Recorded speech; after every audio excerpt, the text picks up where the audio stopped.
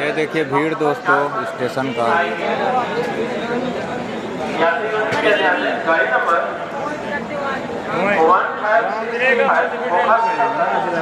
सारे लोग छुट्टी में घर जाने के लिए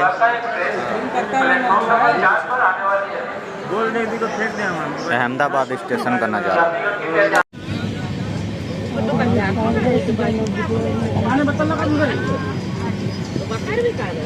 देखिए जनरल डिब्बे का हाल।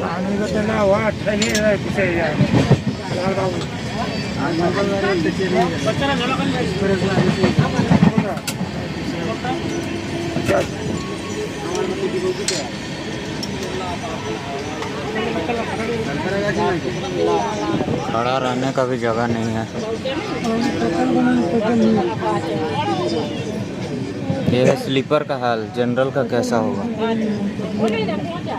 कब खाली होगा?